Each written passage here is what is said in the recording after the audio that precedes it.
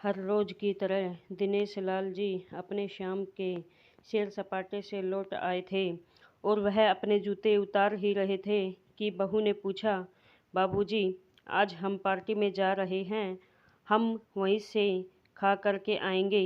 आज रात के खाने में क्या खाएंगे, बताइए। दिनेश लाल जी सोचने लगे, आज रविवार तो नहीं है और ना ही किसी की शादी है, ज़रूर किसी पार्टी में जा रहे होंगे। छोड़ो, मुझे क्या है, मुझे क्या करना है। इस उम्र में अपने विचारों पर काबू करते हुए दिनेश लाल जी बोले, ऐसा करो बेटा, मेरे लिए 2 रोटियां बना दो, दूध के साथ रोटियां ही खाऊंगा। बहुत तुरंत बोल उठी, बाबूजी, सुबह ही जो बनाई थी उनमें से 2 रोटियां अभी भी बची हुई हैं। अगर आप, बहू ने अपना वाक्य अधूरा ही रहने दिया, लेकिन दिनेश लाल जी अच्छी तरह समझ गए कि वह क्या कहना चाहती थी। सुबह की रोटियां खाई तो गैस हो जाएगा। सुबह भी बहू ने मसाले वाली सब्जी ही बनाई थी, जिसके चलते अभी तक खट्टी डकारे आ रहे हैं और इस उम्र में पेट को संभालना मतलब किसी बिगड़े हुए बच्चे को संभालने से भी ज़्यादा कठिन काम है। बाबूजी, बहू उसे बोले, नहीं बेटा, इस उम्र में सुबह की रोटी या नहीं खा सकता। तुम्हें थोड़ी तकलीफ़ होगी, लेकिन मेरे लिए 2 रोटी ताज़ी बना दो। बहू को बहुत गुस्सा आया। वो गुस्से में ही बड़बड़ाते हुए उठी, अब 2 रोटियां बनाओ या 10 काम तो उतना ही बढ़ेगा। आटा गूंदो, रोटियां बनाओ, किचन और बर्तन साफ करो। इन्हें क्या है, इन्हें सिर्फ ऑर्डर देना है, काम तो मुझे करना पड़ता है ना। बस दिन रात इनकी ही सेवा में लगे रहो। बहू के बोल दिनेश लाल के गानों पर पड़ रहे थे। हे भगवान, सिर्फ 2 रोटियां बनाने में इतनी तकलीफ है। मैंने कोई 5 पकवान तो मांगे नहीं थे। उन्हें बहुत गुस्सा आ गया, लेकिन गुस्सा वहाँ किया जाता है जहाँ कोई सुनने वाला हो। उन्होंने अपना गुस्सा निगल लिया। अब तो उन्हें जितनी जल्दी गुस्सा आता था, उससे जल्दी चला भी जाता था। दिनेश लाल जी की अपनी पत्नी को बहुत याद आई।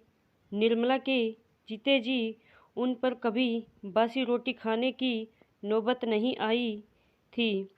उल्टा खाने में 10 चीज़ें और मिल जाती थी। खाने के साथ मीठा, पापड़, अचार, दही, छाछ, सलाद और पता नहीं क्या क्या। क्या दिनेश जी को बहुत बुरा लग रहा था। रहने दो बहू, मैं सुबह की रोटी ही खा लूँगा।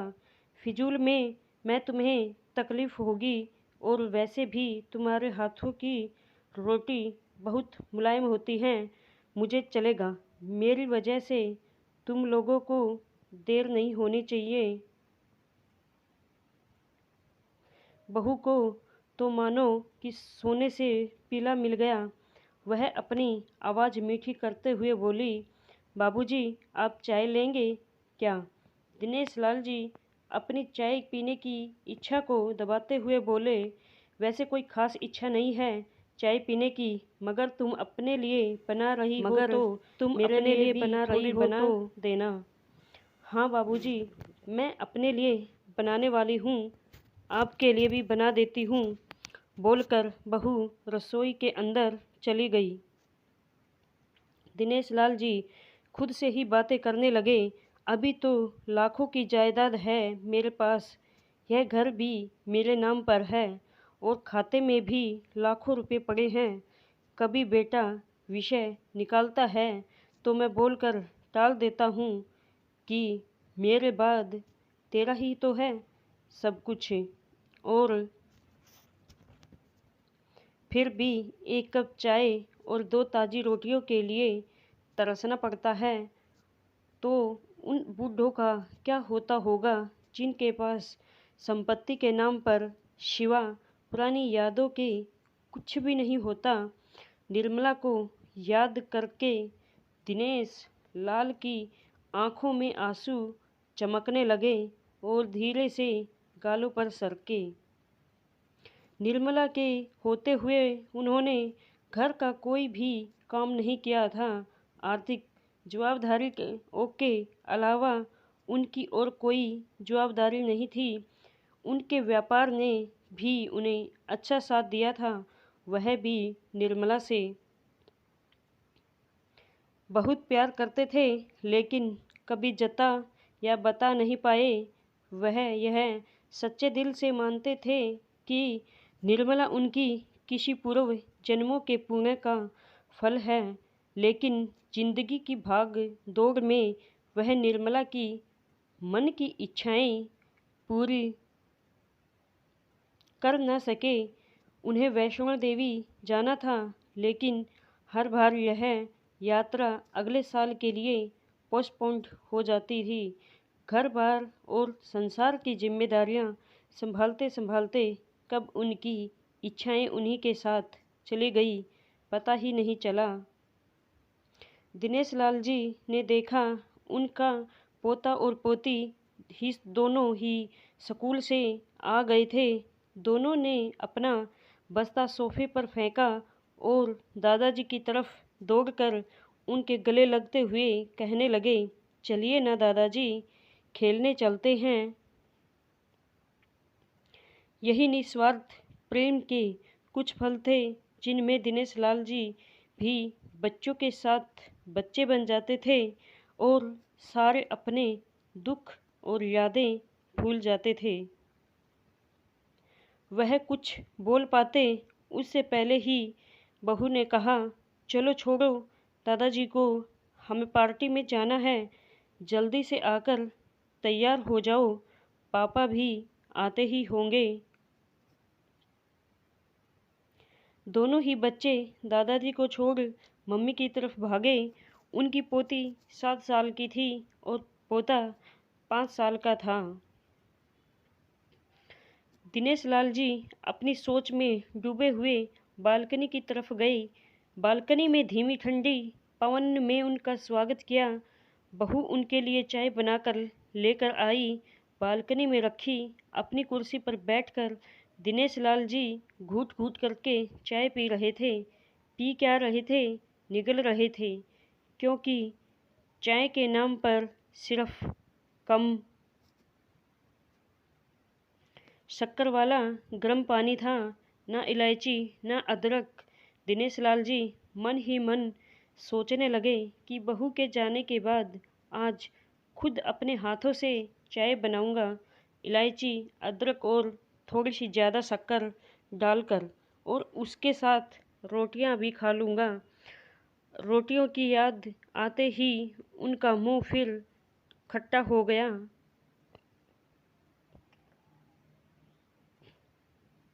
चाय खत्म होने पर खाली कप लेकर वह किचन में रखने गए तो वहाँ देखा बहू और बच्चों का कप भी पड़ा था। उन्होंने भी अपना कप धोकर रख दिया और अपनी डायरी लेकर बालकनी में आ गए। बालकनी में बैठे बैठे उनकी नज़र सूखी हुई तुलसी के पौधे पर गई। उन्होंने एक लोटा पानी लाकर उसमें डाल दिया। कुछ मिनटों बाद ध्यान से देखने पर उन्हें पता चला कि सूखे हुए तुलसी के पौधे में नई कुपलें जैसे मुस्करा ही रही हो। टूडे याद आया कि निर्मला हर सुबह तुलसी को पानी और शाम को दिया दिखा देती थी। अब तो शाम को ना तुलसी को ना ही भगवान के मंदिर में दिया जलता है। पता नहीं कितने संस्कार, इतनी अच्छी आदतें निर्मला अपने साथ ले गई थी। दिनेश लाल आसमान की तरफ देखकर बोले, शकुंतला, मुझे और इस घर को भी अभी तुम्हारी ज़रूरत थी। तुम क्यों हमें छोड़कर चली गई? तुमने मुझे धोखा दिया। तुमने हमेशा साथ रहने का वचन तोड़ दिया। तुम मुझे अकेला छोड़कर चली गई। दिनेश लाल की आंखें भर आई। पापा, इतनी ठंडी हवाएं बह रही हैं और आप हैं कि बालकनी में बैठे हैं। अंदर आ जाइए, नहीं तो आप बीमार हो जाएंगे। बेटे ने दिनेश लाल जी से कहा। बेटा, बहू और पोता पोती सब तैयार होकर पार्टी के लिए निकल रहे थे। किसी ने झूठ मूठ ही मन रखने के लिए भी उनसे नहीं पूछा कि साथ चलिए। बाबा, आप खाना खाकर जल्दी सो जाइएगा। हमें आने में ज़रा देर हो जाएगी। ज़्यादा देर तक जागना आपकी सेहत के लिए अच्छा नहीं है। हमारे पास घर की दूसरी चाबी है। हमारी चिंता मत कीजिए। बेटे नहीं जाते हुए कहा। ऐसे बोल रहे हैं जैसे मेरी सेहत की बहुत फिक्र है। कितने दिनों से बोल रहा हूँ, डॉक्टर के पास ले चलो। बीपी बढ़ा हुआ है, शुगर भी चेक करवाना है। थोड़ा सा भी चलता हूँ तो हांफने लगता हूँ। बेटा कहता है कि बुढ़ापे में ये सब तो होता ही है। ज़्यादा भ्रम मत पालिए। वाह बेटा, बूढ़ा बाप के पास बैठने के लिए थोड़ा सा भी टाइम नहीं है तेरे पास, और पार्टी के लिए टाइम ही टाइम है। ऐसे अनगिनत विचार उनके दिमाग में चल रहे थे, लेकिन फिर भी उन्होंने हाँ में सिर हिलाया। सभी पार्टी में चले गए। दिनेश लाल जी हॉल में रखे कुर्सी पर आकर बैठे। खाना खाने की अभी कोई इच्छा थी नहीं, इसलिए टीवी चालू की। आज वैलेंटाइन डे था, प्यार का दिन, इसलिए टीवी पर भी उसी के बारे में दिखा रहे थे। दिनेश लाल जी की नज़र पास में रखे अपनी पत्नी की प्रेम फ्रेम पर गई, जिसने लाल कलर की साड़ी पहन रखी थी। प्यार तो उन्होंने भी खूब किया था, निर्मला जी से पूरी ज़िंदगी किया था, जी जान से किया था, लेकिन कभी बोल नहीं पाए। टीवी पर दिखा रहे थे, लोगों ने लाल कपड़े पहन रखे थे, हाथों में लाल फूलों के गुच्छे लेकर वह ग्रीटिंग कार्ड्स की खरीदी कर रहे थे। पता नहीं दिनेश लाल जी के मन में क्या आया। उन्होंने अपने पैसों का बटुआ लिया और निकल पड़े। निर्मला जी की याद में चलते चलते वो एक आइसक्रीम पार्लर के पास पहुँचे।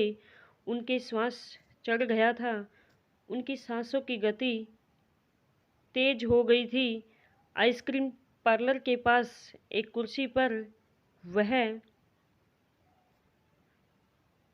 आकर बैठे। तभी वहाँ पर एक छोटी बच्ची आई जो गुब्बारे बेच रही थी। बच्ची बोली, दादाजी गुब्बारे लोगे क्या? इतने ही बचे हैं, बिक जाएंगे तो जल्दी जल्दी घर चली जाऊंगी। दिनेश लाल जी ने देखा कि 10-12 रंग बिरंगे गुब्बारे थे। उन्हें याद आया कि निर्मला जी को भी गुब्बारे बहुत पसंद थे, लेकिन अब गुब्बारे लेकर क्या करूं? उन्होंने बच्ची की आंखों में सच्चाई और आशा देखी। उन्होंने 200 रुपये दिए और सारे गुब्बारे खरीद लिए। उन्हें फिर से निर्मला जी की याद आई, क्योंकि वह भी घर से निकलते समय हमेशा थोड़े एक्स्ट्रा पैसे लेकर निकलती थी।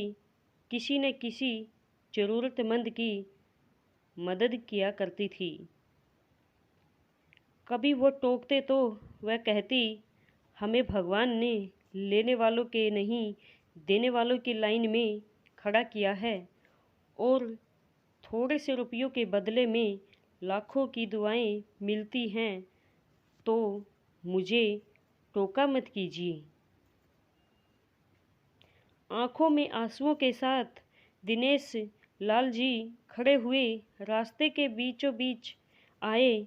उन्होंने आसमान की तरफ देखा, अपने हाथों में पकड़े गुब्बारे आसमान में छोड़ दिए और चिल्लाकर बोले, निर्मला, मैं तुमसे बहुत प्यार करता हूँ।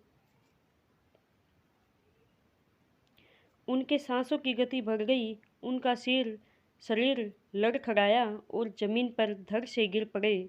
आसपास के लोगों को कुछ भी पता चल पाए उससे पहले ही दिनेश लाल जी ने इस मोह माया की दुनिया को अलविदा कह दिया।